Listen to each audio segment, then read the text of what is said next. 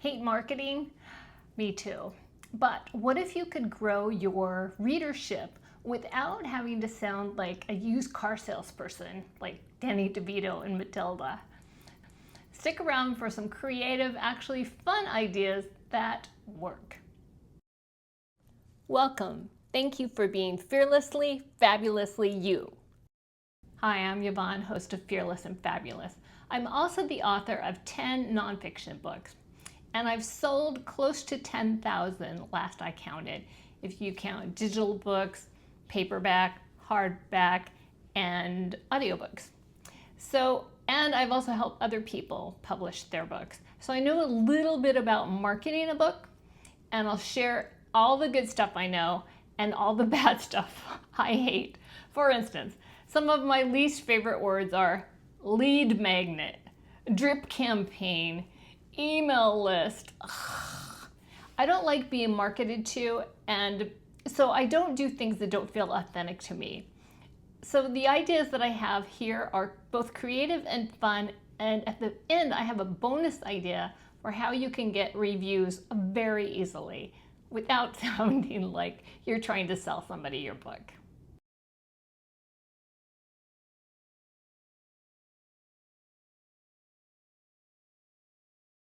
Idea number one is to send some of your books, they're called advanced reader copies, ARCs, early in the process, maybe before you launch, and send them to book reviewers and to book talk and Instagram reviewers, and ask for reviews. Ask them to read the book and reviews. Put a handwritten note in each one.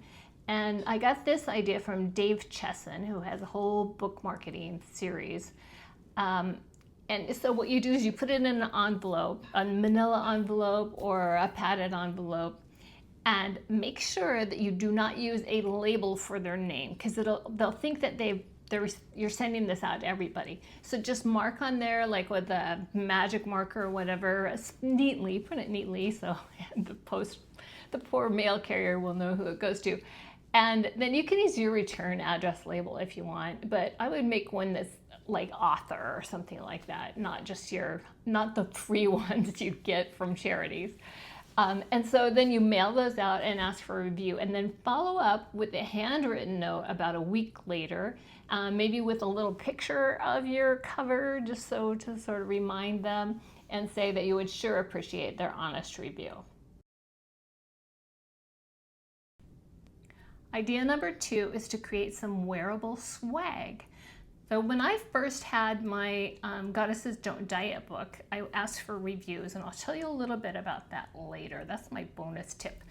But for the people that reviewed it for me, I sent them each a t-shirt, a Goddesses Don't Diet t-shirt that is the cover of the book, with a thank you note, obviously.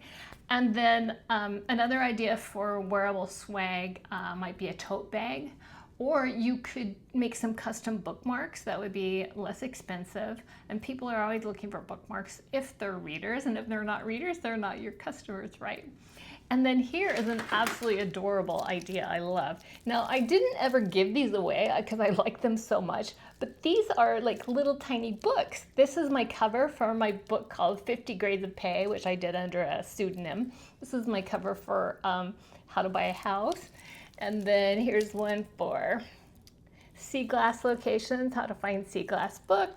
Here's one for Goddesses Don't Diet. Here's one for Goddesses Stay Sexy. And then, do I have Goddesses? Yeah, I do. Here's one for Goddesses Are Ageless. So aren't those adorable? So you could send those out attached to a keychain. I don't know about you, but I'm always looking for more keychains. Idea number three is to collaborate with another author. Let's say you have a mystery cozy niche and you want to work with that other author, and you could put on joint events. You could have book giveaways. And speaking of giving away your book, you could go to the little free libraries that you see around town. I don't know if you have any. We have a ton in the Portland area. And just place your book there. If I did that, because I have thought about doing that, but if I did that, I would definitely place a note in the back of the book asking them to please review your book. because you want to get something out of it, right? Or you could maybe promote your next book and tell them when it's going to be launching, and you can add them to your email list if they want to know in advance.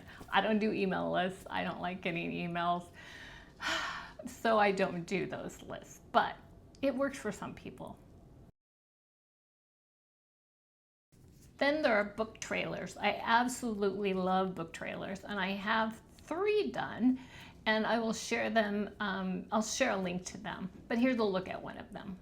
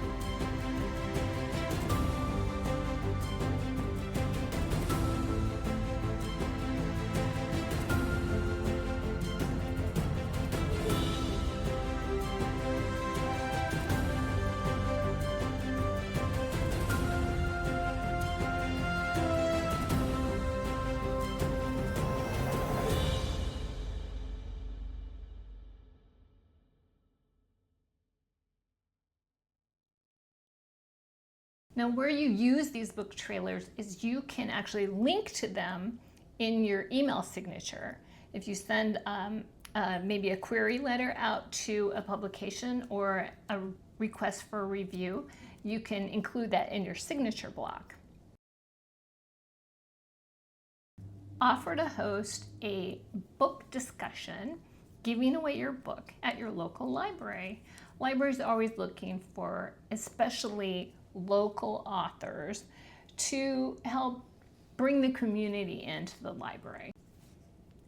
Here's a look at all the ideas we've talked about so far, but get ready, I have a fun bonus idea for you.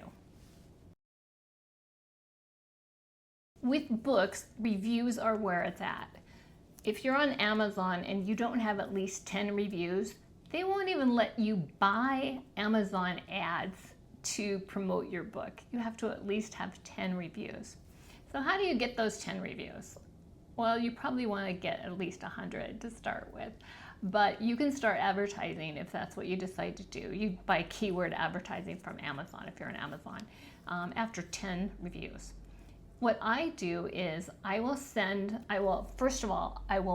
an email out to people I know who love me and who I love, and tell them that I have a book coming up and I would love to send it to them and get their honest feedback.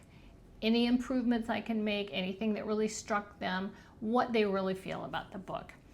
So everyone who says they're willing to, I go ahead and send a PDF of that book to them by email, and then a week later I follow up and I keep a tracker. I keep track of who's responded and who hasn't. And then 2 weeks later, I follow up again with anyone who hasn't responded yet. And don't hound them, obviously, but people want to help, it's just they get busy, right? Then here's what I do. I ask for their feedback. And then when they send it to me, I turn their feedback into a review by cleaning it up. What do I mean by cleaning it up? Well, let's say they are talking to me directly. Oh, you did such a great job on this, Yvonne. I absolutely laughed out loud in chapter 6 when you said blah, blah, blah. And so that's great. That would make an awesome review, but you don't want them talking directly to you as an author. So if it's on Amazon, you need to be upfront about the fact that you gave a free copy of the book. If they find out that you're playing games with them, you will get banned from Amazon. People have been. You don't want that. So what you do is you take that review and you say, the author. So wherever it says your name, they're talking to you directly, say the author. Always include this phrase: I was given an advance copy of this book in exchange for an honest review. That covers your 𝗍𝗍.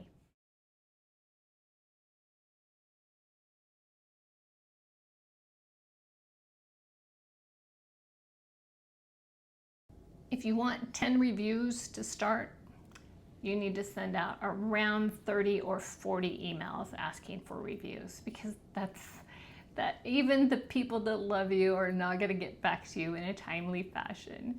But follow up with everyone who hasn't, even after you've launched your book, and because you can always use more reviews, right? And then here's a bonus. If your book has been published and you have an advanced copy of it, you can send the actual copy of the book to the person, and if they have a great review, ask them to take a picture of themselves with the book, holding the book, because that gives you like 10 times the boost of just a regular review. Do any of these ideas appeal to you? If so, what's your favorite? Or do you have a better idea? I would love to hear it if you do. Next week, we're going to be discussing the Indie Authors Toolkit, and that is the second to the last one. The last one's going to be a fun bonus episode, so I'm really looking forward to that. Please subscribe if you haven't already. Thank you so much for joining me. Stay fearless and fabulous, and I will see you next time.